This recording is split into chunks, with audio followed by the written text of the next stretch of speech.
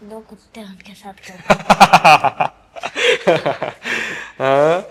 और अष्टांगिक मार्ग कोई भी प्राप्त करता है ना तो वो बुद्ध बनता है। वाह, जो इनकी बात है, इनकी बातों से लगता है कि इनके अंदर वो बुद्धिज्म है, वो बुद्ध का ज्ञान है, और इसीलिए इनके अंदर ये इतना बड़ा त्याग है।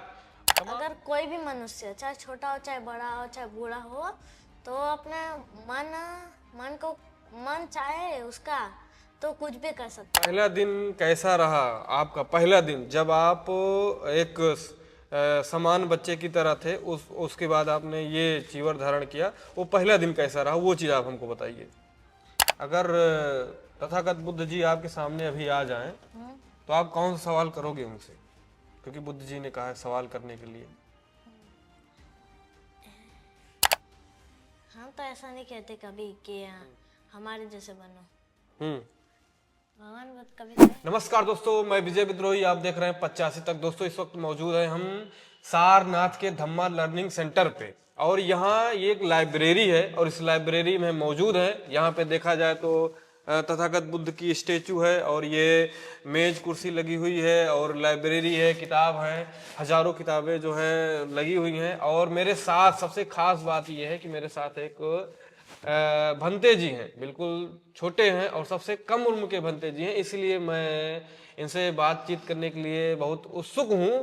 और थोड़ा ही बात करने पे ये लगा कि भंते जी वास्तव में कुछ हैं, इनके अंदर जानकारी है, इनके अंदर एक ज्ञान का अथाह भंडार है इतनी कम उम्र में। और कैसे ये यहाँ पे आए और कब से ये जो है ये चीवर धारण किए हैं इस उम्र में। और सबसे खास बात कि इस उम्र में लोग बच्चे जो है खिलौनों के साथ खेलते हैं, या अपनी मांग के लिए जिद करते हैं कि हमको ये चाहिए वो चाहिए। लेकिन वहीं जो है एक इतने कम उम्र के जो है का बच्चा अगर चीवर धारण कर लेता है और सब कुछ त्याग देता है, गृहत्याग हो जाता है, तो इस तरीके से तमाम चीजें सवाल भी खड़ा होता है कि इनकी स्टोरी क्या है, कैसे ये जो है भंते के रूप में यहाँ पे कब से रह रहे हैं, और उनको यहाँ पे क्या सीखते हैं धम्मा लर्निंग सेंटर पे, और इनको कौन पढ़ाता है, ये क्या पढ़ते हैं, तमाम चीज़ों पे चर्चा होगी। फिलहाल हमारे साथ जो भंते जी हैं, पहले इनसे परिचय जानेंगे कि ये कहाँ के रहने वाले हैं और इनका नाम क्या है, क्लास क्या है। भंते जी, स्वागत करते हैं आपका 85 तक चैनल में। मेरा नाम सम्यक है और मैं धम्मा लर्निंग सेंटर में पढ़ता हूँ और यहाँ पे तीन तीन बार क्लासेस चलती है। 3 बार क्लास चलती है। जैसा कि ये जो अभी आप धम्मा लर्निंग सेंटर पे हैं, आप यहाँ पढ़ाई करते हैं, तो यहाँ पे जो पढ़ाया जाता है, अगर कहा जाए सुबह से लेकर शाम तक क्या रूटीन है डेली का आपका, ये बताइए। सुबेरे क्लास चलता है मैथ का, उसके बाद फिर 1-2 घंटा टाइम मिलता है, फिर स्कूल जाते हैं।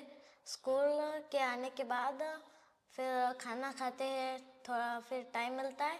उसके बाद फिर क्लासेस चलती है पाली की, वो 5 बजे तक चलता है। उसके बाद पूजा होती है आधा 1 घंटा टाइम के बाद।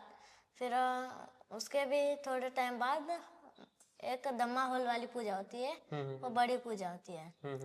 फिर रात को क्लासेस चलता है और वो क्लासेस 8 बजे से 9 बजे तक चलता है। आपको क्लास ले रहे हैं, कब से आप ये क्लास अटेंड कर रहे हैं, यहाँ की क्लास बुद्धा धम्मा लर्निंग सेंटर की? मैं यहाँ पे तो आया 8 महीने से हूँ, 8 महीने। लेकिन क्लासेस तो अभी 1 महीने से चलती है। 1 महीने से चलती है। तो ये हमारे दर्शकों को बताइए कि अभी आप यहाँ पे हैं, लेकिन इससे पहले आपका घर कहाँ पड़ता है, और आपका कैसे ये हुआ, ऐसा क्या संयोग हुआ कि आप ये चीवर धारण किए, आपको ये प्रेरणा कहाँ से मिली? प्रेमनगर में रहता था प्रेमनगर। और मेरी मैं मेरी मम्मी सोची कि मेरे को हॉस्टल में डाला जाए, तो वो गृहस्थ में डालने वाली थी, लेकिन उनको लगा ये अच्छा नहीं होगा, इसलिए इसमें डाल दी। उसके बाद मैं इधर ही पढ़ाई करता हूँ और मैंने पहले आनागारिक बना, उसके बाद मैं बहुत बहुत कुछ चीज़ें जाना। अभी मैं पूरी तरीके से चीज़ें नहीं जानता हूँ, फिर भी थोड़ा बहुत जानता हूँ। पहला दिन कैसा रहा आपका? पहला दिन जब आप एक समान बच्चे की तरह थे, उसके बाद आपने ये चीवर धारण किया, वो पहला दिन कैसा रहा वो चीज़ आप हमको बताइए। पहला दिन में मैं अनागारिक था। अनागारिक, ये क्या होता है? अनागारिक हम लोगों का जो 10 सील होता है, तो हम लोगों को 10 सील पालन करना होता है। हाँ हाँ हाँ अनागारिक का 8 सील पालन करना होता है। हाँ। और अनागारिक लोग वाइट कपड़े पहनते हैं, और उस अनागारिक के बाद भिक्षु बना जाता है, मतलब श्रामणेर। और उसमें 10 दिन की यात्रा चली थी सारनाथ में ही।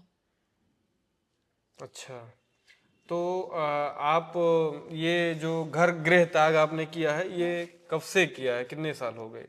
ये चीज मुझे जानना है एग्जैक्ट। हमको साल नहीं हुआ है, हमको 8 महीना हुआ। 8 महीने हुआ है, और आप अभी तक, हमने देखा आप कई जगह भ्रमण कर चुके हैं, तो अभी तक आप कहाँ कहाँ गए हैं और क्या वो कैसी यात्रा रही? पहली यात्रा में तो हम लोग सारनाथ ही घूमे। जो बड़ी वाली यात्रा थी 25 दिन की, तो उसमें यहाँ से संकिसा तक की यात्रा हुई। उसमें बहुत से जगह रुके, बहुत से लोगों से मिले, और 7 जगह रुके थे। और फिर संकिसा पहुंचे। संकिसा में एक बहुत बड़ा सा प्रोग्राम हुआ।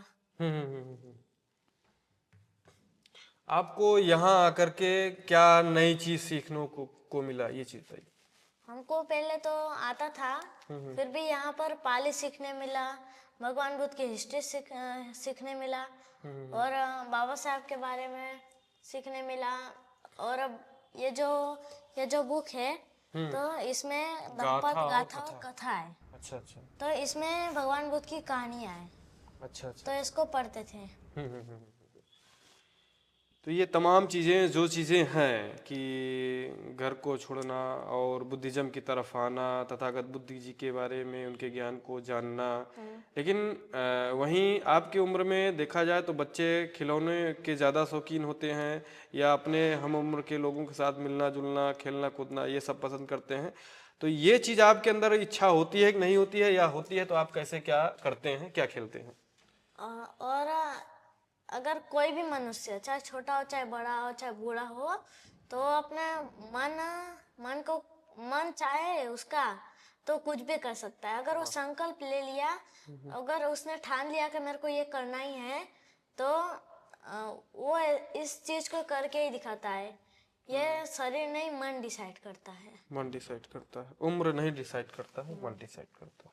तो भंते जी से तमाम चीज़ें बातचीत हो गई हैं। मैं चाहता हूं कि भंते जी अभी तक जैसे तमाम चीज़ें आप यहाँ आए हो, बुद्धिज्म में बिल्कुल सीख रहे हो, तो अभी तक आपको तमाम चीज़ें कुछ चीज़ कंठस्थ हो गई होगी, याद हो गई होंगी। ऐसा कुछ अगर आपके पास हो तो हमारे दर्शकों को आप दिखाइए, कभी तक आपने क्या चीज़ लर्न कर लिया है, क्या चीज़ सीख लिया है।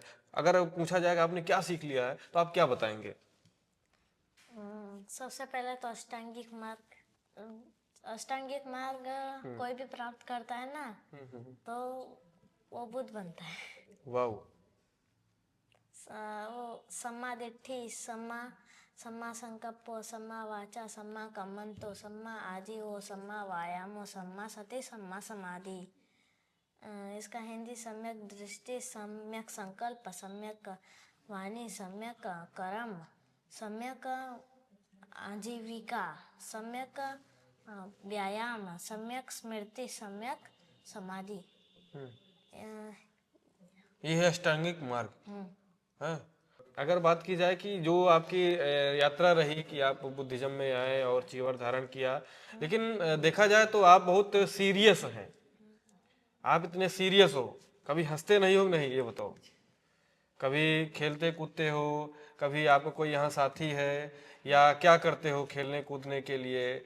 मनोरंजन कैसे लेते हो, क्या करते हो, ये चीज मुझे जानना।